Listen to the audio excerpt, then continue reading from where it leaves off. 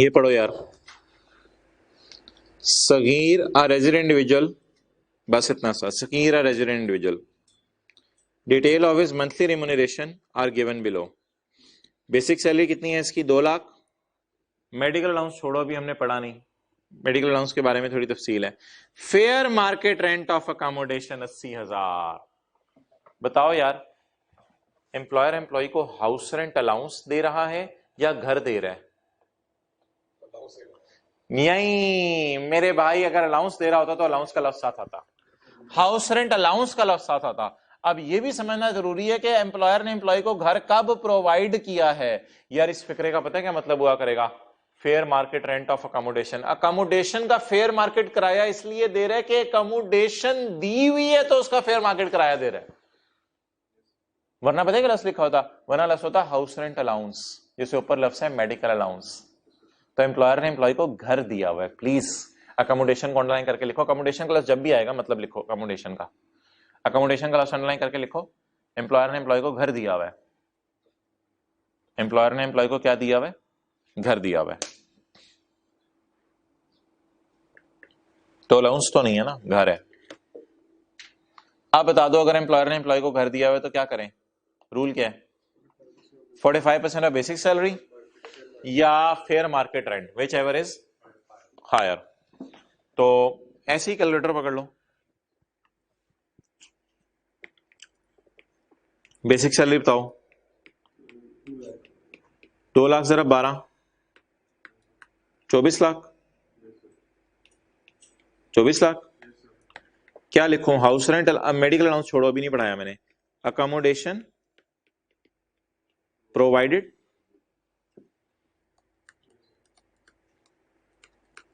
Higher of what? बोलो बोलो बोलो। 45% ऑफ 24 लाख या फेयर मार्केट किराया 80,000 जरा 12। पहला क्या आ रहा है? 24 लाख जरा 45% क्या आ रहा है? ये आ रहा है 1080,000,000। और ये कितना आ रहा है?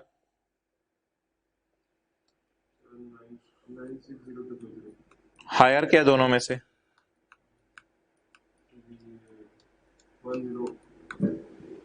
समझ आ गई बात?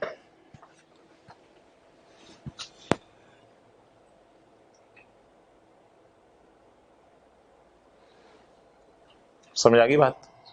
तो मेरा नहीं ख्याल नोट करने की जरूरत है यार। मुझे रूल बताओ, आपने नई चीज क्या सीखी? थोड़ी सी कंफ्यूजन अगर किसी के जहन में आ जाती ना कि ये हाउस रेंट अलाउंस है, तो उसको मैं जवाब दे दूं, यार जब अलाउंस देगा ना पेपर में तो लिखेगा लफ्ज हाउस रेंट अलाउंस। अलाउंस का लफ्ज ही नहीं लिखा हुआ, अकोमोडेशन का लफ्ज लिखा हुआ है। हाँ, उसने साथ fair market rent of accommodation बता दिए कि उसका फेयर मार्केट किराया इतना।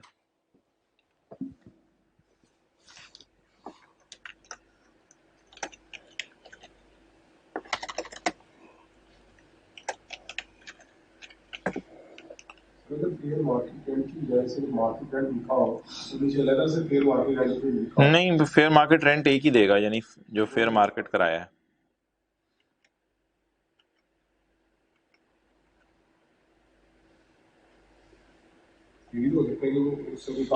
अच्छा यार, ये देखो क्वेश्चन 16,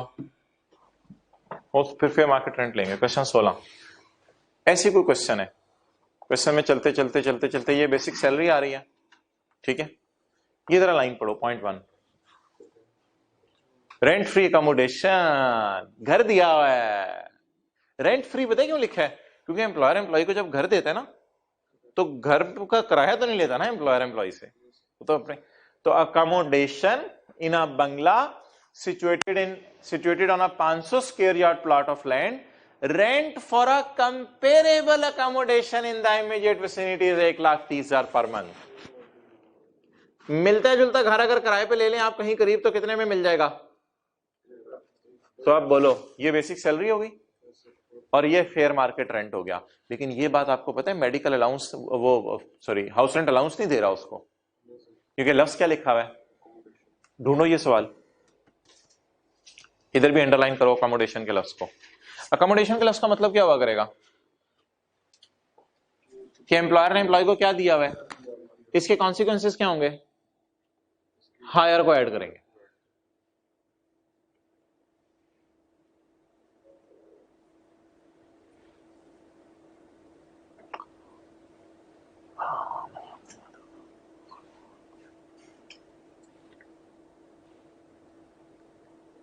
अकोमोडेशन के लफ्ज को अंडरलाइन कर लो, यहां से पता चल जाया करेगा कि एम्प्लॉयर ने एम्प्लॉय को घर दिया हुआ है।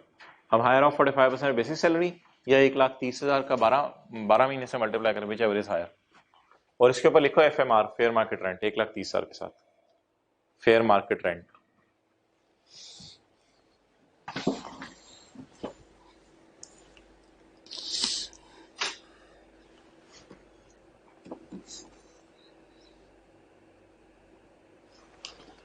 एसी बंद करना, आपको करना पड़ेगा। अच्छा क्या करें भाई, कोई मुहावरा बोलो अब। जिथे दी, बिल्कुल आपको भी आ गई है पंजाबी।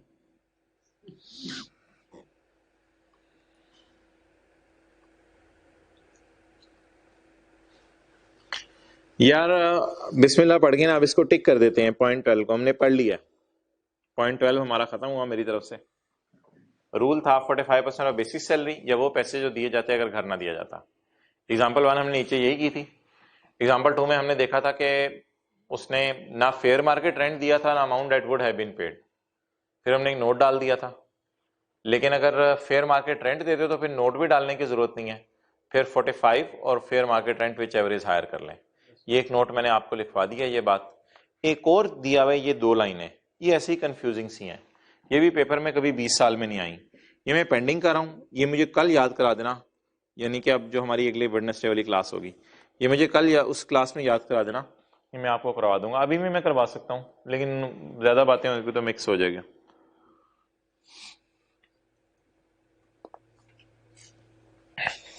अच्छा एक बात याद रखना, नोट 1 पेज 93 पे, accommodation can be either furnished or non furnished, there is no difference in the tax treatment of both। accommodation furnish भी हो सकती है, यानी घर में फर्नीचर भी हो सकता है, और घर में ऐसा भी हो सकता है फर्नीचर ना हो, लेकिन दोनों सूरतों में ट्रीटमेंट में कोई फर्क नहीं करना। आप यार ऑलरेडी उसके सैलरी में 45% हेड कर रहे हो, और क्या चाहिए आपको। ये प्रोविजन लॉ मेकर ने जो बनाई हुई है ना, लोग इस पे बड़ा एतराज करते हैं। बेचारे की 12 लाख तनख्वाह है और घर एम्प्लॉयर ने दे दिया उसकी जैसे 18 लाख पे टैक्स दे रहा है। जान ही तो ले लिया एम्प्लॉय की, और क्या पीछे छोड़ा है।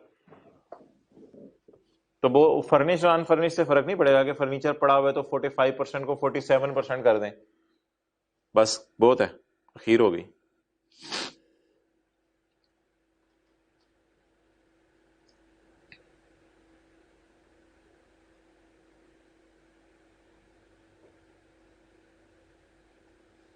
ये देखो एग्जांपल 5 टिक कर लो, ये खुद कर लेना। ये देखो employer has offered him 2 option, इधर to take home, factory premises तो ऐसे ही होता है यार लफ्ज, इसको काट दो, इधर टू टेक होम, बस घर जहां मर्जी दे दे, एम्प्लॉयर की मर्जी है। Employer has offered him 2 options, पता चल गया कहां example. Employer has offered him 2 option, इधर टू टेक होम और to take a monthly cash allowance of 20,000। Mister Uzair has opted for monthly cash allowance, इसने क्या घर नहीं चाहिए पैसे चाहिए, तो हायर ऑफ वाला रूल नहीं लगेगा।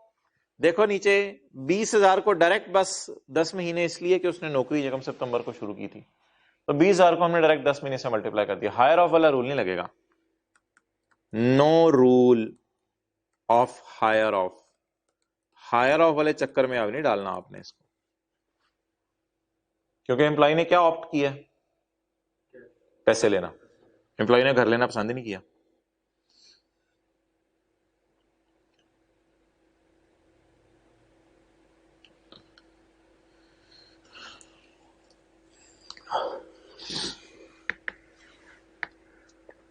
सॉरी भाई,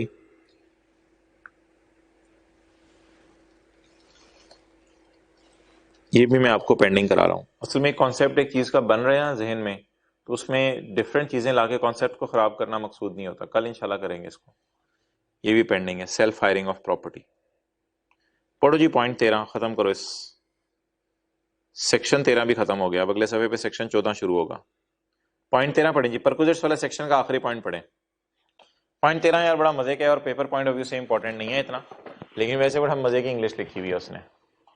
कहते हैं एम्प्लॉयर ने एम्प्लॉय को घर भी दे दिया, एम्प्लॉयर ने एम्प्लॉय को गाड़ी भी दे दी, एम्प्लॉयर ने एम्प्लॉय को बिजली की सर्विस भी दे दी, एम्प्लॉयर ने एम्प्लॉय को गार्डनर भी दे दिया, एम्प्लॉयर ने एम्प्लॉय को हाउस कीपर भी दे दिया, एम्प्लॉयर ने एम्प्लॉय को लोन भी दे दिया, एम्प्लॉयर ने एम्प्लॉय को जो है वो लोन माफ भी कर दिया। बहुत सी बातें हम पढ़े। एम्प्लॉयर ने एम्प्लॉय का जाती लोन अपनी जेब से भी पे कर दिया और एम्प्लॉयर ने एम्प्लॉय को इंटरेस्ट फ्री लोन भी दे दिया। ये सब कुछ करने के बाद लॉ मेकर कहता है कि अगर कोई चीज मैं भूल गया हूं जो एम्प्लॉयर ने एम्प्लॉय को दे दी है तो उसके लिए पॉइंट 13,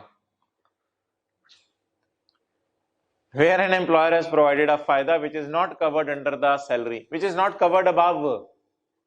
कहते हैं मैं इंसान हूं, कभी जिंदगी के मोड़ पे ऐसा भी हो सकता है कि एम्प्लॉयर ने एम्प्लॉय को कोई फायदा दिया हो जो मैं ऊपर लिखना भूल गया हूं, तो कहते हैं उसके लिए मोटा सा रूल सुन लो, salary shall include the fair value of the फायदा at the time it is given less amount paid by employee to employer.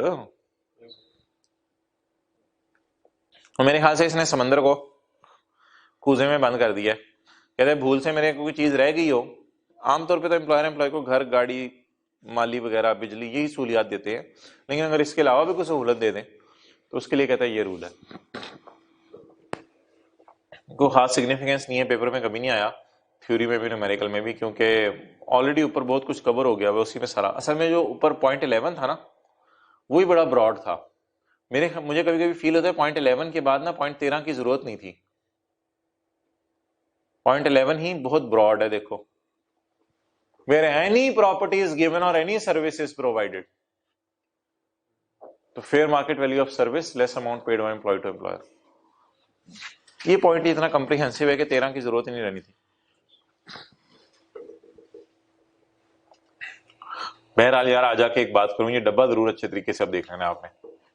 इस डब्बे में ये चीज पेंडिंग थी हमारी, ये भी आज कवर होगी। हायर ऑफ 45% बेसिस सैलरी, या वो पैसे जो एम्प्लॉयर देता अगर घर ना देता। जा रहे हो? अच्छा, एम्प्लॉय शेयर स्कीम रिजल्ट के बाद, एम्प्लॉय शेयर स्कीम रिजल्ट के बाद, चलो जी। यार बहुत प्रैक्टिस है इसकी तो, एम्प्लॉय शेयर स्कीम की। छोड़ो, कभी जिंदगी के किसी मोड़ पे करेंगे। ये तो वैसे ही डायग्राम बनी है, ये तो है ही नई किताबों में सिर्फ। ओके, अल्लाहु अकबर। Today we will start foreign source salary. आज हम स्टार्ट करने लगे हैं, कोई बंदा बाहर के मुल्क में नौकरी करे।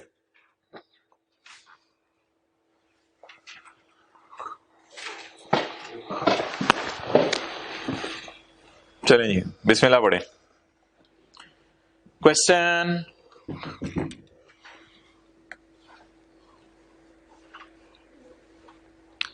Amjad is a citizen of Pakistan and is employed in XYZ company. He worked in XYZ company from 1 July 2010 to 31 जनवरी 11। 1 जुलाई 2010 से 31 जनवरी 2000 मारने तुम्हें 7 माह। हमारा साल कब शुरू होगा? 1 जुलाई 10 और खत्म कब होगा? 30 जून 12। यस यू राइट, 30 जून 11।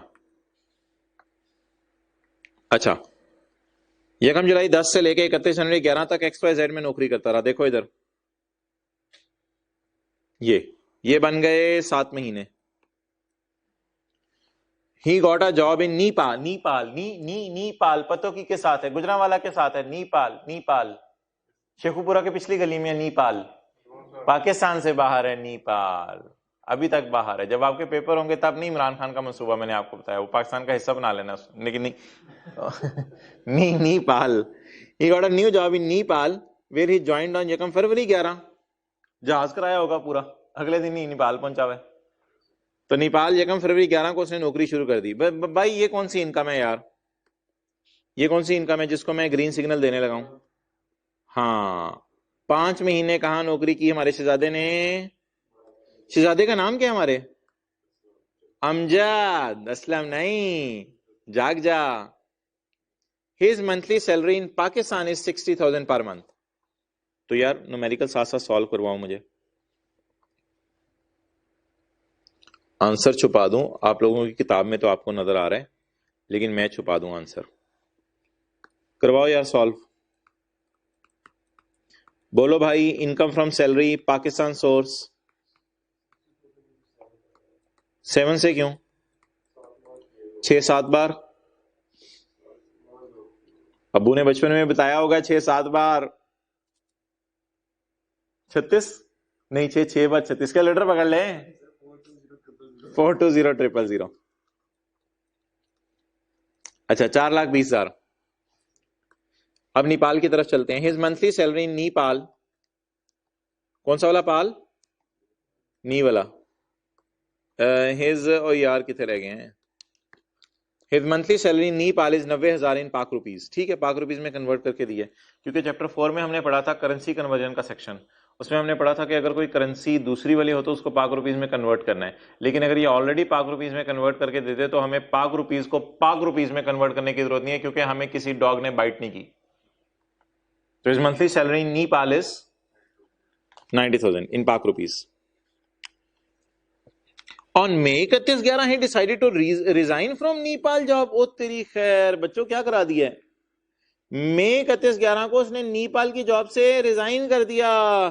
तो छाछूस 4 महीने रहा ना वो Nepal.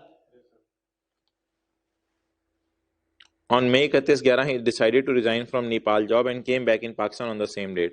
Since then he has yet not got any job.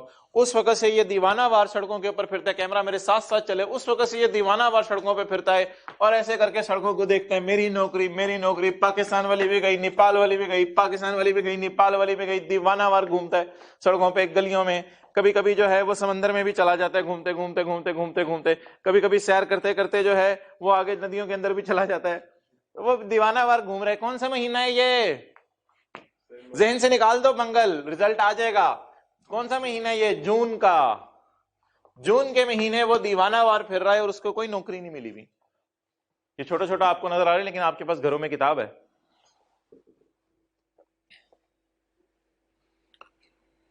He has duly paid the tax on Nepal to Nepalian government authorities on his income earned there.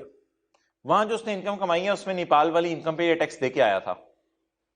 वहां जो इसने इनकम कमाई है नेपाल वाली, उस पर ये टैक्स देके आया था नेपाल वालों को। अच्छा, मुझे ये बताओ यार कि ड्यूली का क्या मतलब होता है? 2 दफा पे कराया बेचारा। फिर ड्यूली का क्या मतलब होता है? प्रॉपरली पे कराया। अब यार मुझे निकलवाओ उसकी income. Income from salary, foreign source income. Foreign source income 90,000। जरा सोल्यूशन जो घर में अपनी किताबों पे देख रहे हैं वो तो परेशान रहेंगे ना। व्हाइट बोर्ड की तरफ देखो। 90,000 जरा 4 महीने, 9 4 बार 360,000। ये क्या निकल आई?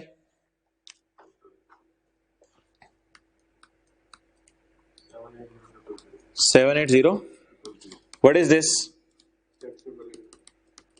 टैक्स। मेरे पास टाइम नहीं है, टैक्स इसका जाके खुद निकालना।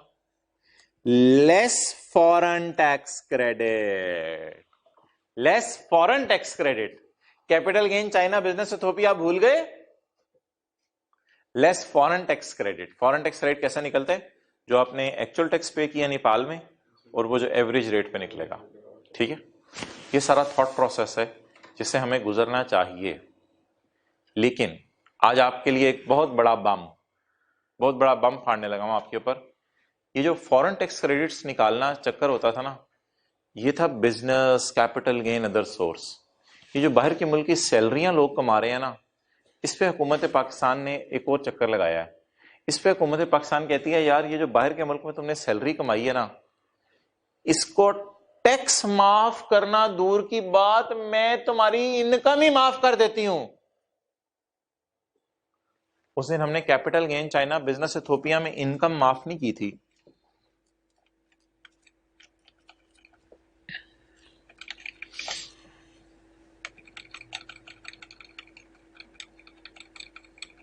किस चैप्टर में जा रहा हूं मैं बताओ? Tax credit. ये इथोपिया की इनकम है 5 लाख, इनकम माफ नहीं की थी। इनकम हमने ऐड की थी, इस पे टैक्स माफ किया था, ये वाला 40,000 पे टैक्स माफ किया था, इनकम माफ नहीं की थी। लेकिन बहुत बड़ी खुशखबरी सुनो सैलरी कमाने वालों के लिए मेरे भाई, ये मैं गलत सॉल्व कर रहा था न्यूमेरिकल, सैलरी कमाने वालों के लिए बहुत बड़ी खुशखबरी सुनो, इनको टैक्स माफ नहीं होना, इनको इनकम ही माफ है। इसको कहते हैं बड़ा बेनिफिट, बड़ा बेनिफिट, खुला दिल है लॉ मेकर का। तो सैलरी कमाने वालों के लिए ना बहुत जगह लॉ मेकर रिलैक्स करता है। एक रिलैक्सेशन लॉ मेकर ने सैलरी कमाने वाले के लिए चैप्टर 4 में दी थी कि उनके टेबल में रेट कम कर दिए थे। वो जो टेबल 2 है ना, मैंने आपको बताया था चैप्टर 4 पढ़ाते हुए कि वो रेट बड़े बड़े थोड़े कम कम रेट हैं वो काफी। तो लॉ मेकर ने आज दूसरा बेनिफिट दिया है कि फॉरेन सोर्स सैलरी अगर कोई बंदा कमा लेना, ये मैंने क्या लिखा हुआ है, IFS का क्या मतलब है, इनकम फ्रॉम सैलरी, और FSI का फॉरेन सोर्स इनकम, और इधर PSI का पाकिस्तान सोर्स इनकम, ठीक है। अच्छा, ये बंदा रेजिडेंट है, याद रखना रेजिडेंट है, क्योंकि इसका स्टे नेपाल में 4 महीने है सिर्फ, ये बंदा रेजिडेंट है, पाकिस्तान में इसका स्टे ज्यादा है। तो रेजिडेंट बंदे की याद रखना, चैप्टर 4 में पढ़ा था, पाकिस्तान वाली इनकम भी टैक्सेबल है, फॉरेन भी टैक्सेबल है। लेकिन आज हमने सिर्फ उन लोगों को रिलैक्स किया है जिन्होंने capital gain China business Ethiopia नहीं कमाई, सिर्फ जिन्होंने सैलरी कमाई है, सैलरी वालों को रिलैक्सेशन दे रहे हैं, इनकी सिरे से इनकम ही माफ है। इधर लिखो, यहां पे देखना देखना देखना, इधर इधर सफे पे जगह खाली है आपके, यहां लिखो सिर्फ, यहां लिखो फॉरेन टैक्स क्रेडिट नहीं मिलेगा बल्कि इनकम ही सिरे से माफ हो जाएगी। फॉरेन टैक्स क्रेडिट नहीं देना बल्कि सिरे से इनकम ही माफ कर देनी है। और ऊपर लिखो बम्पर ऑफर है, बम्पर ऑफर किसे होता नहीं, रमजान में रूह अफ़ज़ा लेते हैं, साथ केचप फ्री मिलती है, उस तरह ये बम्पर ऑफर है। तू क्यों हंस रहा है?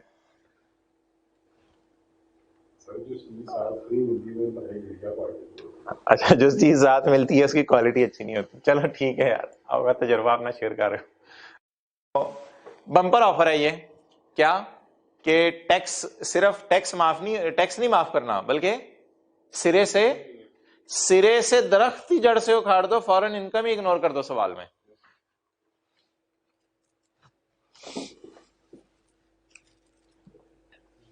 अब देखो यार सोल्यूशन किताब वाला छोड़ो, बरे मेरे वाला सोल्यूशन, किताब वाला सोल्यूशन। तो 60,000 को हमने 7 महीने से मल्टीप्लाई कर दिया, लेकिन फॉरेन सोर्स इनकम हमने एग्जाम्प्ट कर दिया है। यार एक बात याद रखना, एग्जेम्पशन ऐसे नहीं मिलती होती, इसमें foreign tax credit, foreign tax given भी नहीं था, गिवन होता फिर भी फॉरेन टैक्स क्रेडिट नहीं निकालना था, फॉरेन टैक्स की अमाउंट भी मिसिंग है। ये देख लो, he has duly paid the tax to Nepalian government, कितना कितना, ये मिसिंग है। लेकिन अगर गिवन भी होता तो आपने इग्नोर करना था, क्योंकि फॉरेन टैक्स आपने माफ नहीं करना, आपने सिरे से, अब बताओ कोई फॉरेन टैक्स क्रेडिट वगैरह निकलेंगे या इस बंदे का एंड पे सिर्फ टैक्स निकल आएगा? 4,20,000 रुपए बस टैक्स निकाल लेंगे, इसका फॉरेन टैक्स क्रेडिट वगैरह निकालने की जरूरत।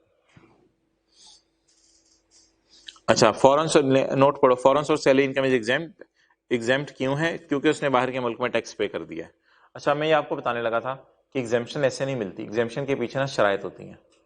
अगर हुकूमत किसी की इनकम माफ करे तो माफ करते हुए कुछ शराइत उस बंदे को पूरी करनी पड़ती हैं, तब इनकम माफ होती है। शराइत पढ़ो यार। Any foreign source salary, foreign source salary इसकी कितनी है? 9 4 बार कितनी आई थी?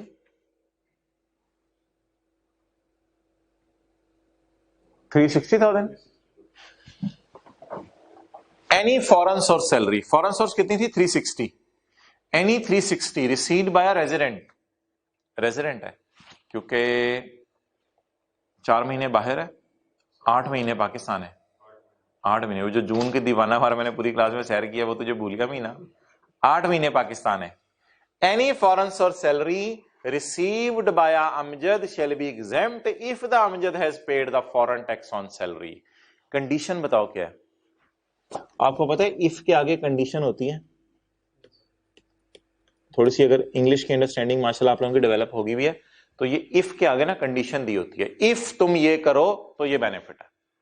तो इफ से पहले खुशी की खबर है, और इफ के बाद कंडीशन बताई हुई है। उल्टा करके पढ़ो आप। If the individual has paid foreign tax, अगर आप फॉरेन टैक्स पे कर दो, then foreign source salary shall be exempt. अगर आप बाहर के मुल्क में टैक्स पे कर दो तो बाहर के मुल्क की सैलरी आपको माफ। चलें जी, अगली बात अब सुनो। अगली बात यह है मेरे भाई कि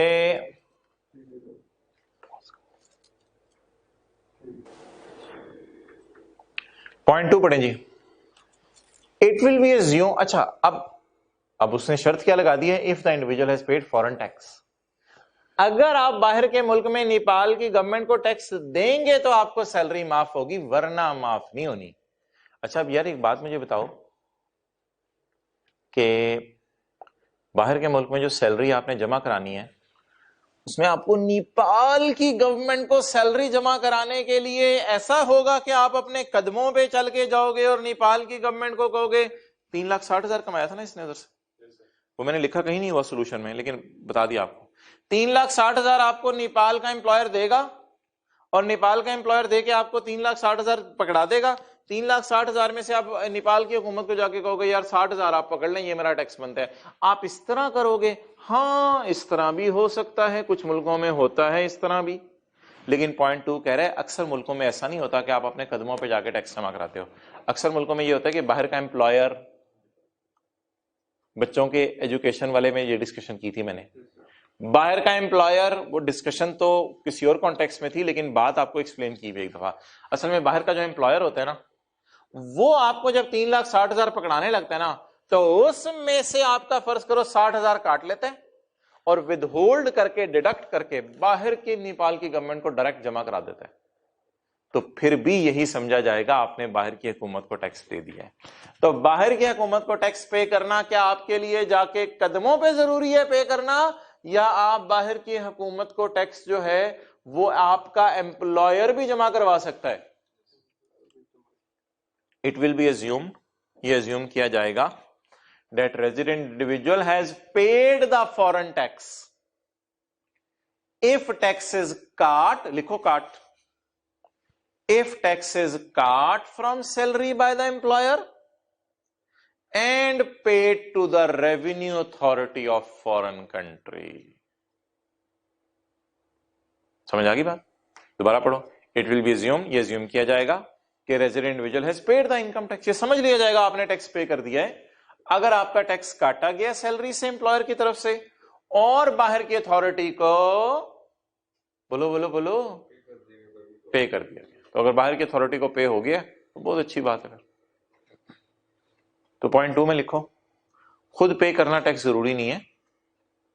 ऐसा भी हो सकता है खुद टैक्स पे करना जरूरी नहीं है।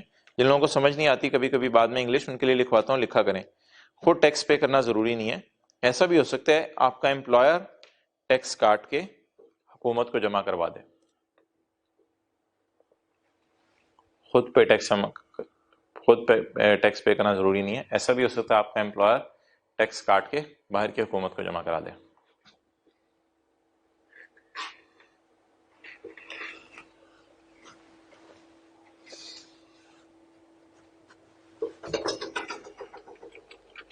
यार एक सवाल मैंने आपको दिया था, पता नहीं कल दिया था परसों दिया था, मुझे तो भूल ही गया है। परसों दिया था, ये कर लिया था क्वेश्चन 7 हो गया था, वरना कर लेना। क्वेश्चन 6 पढ़ो यार। State the provisions relating to foreign source salary of resident individual. बताओ फॉरेन सोर्स जो बाहर के मुल्क में सैलरी कमाई उसका क्या रूल है? The foreign source salary will be exempt if the individual has paid the tax on foreign salary. और उसने बाहर के मुल्क में टैक्स पे नहीं किया, फिर वो टैक्स देना पड़ेगा उसे। तो ये वो जो भी मैं पढ़ के आया हूं,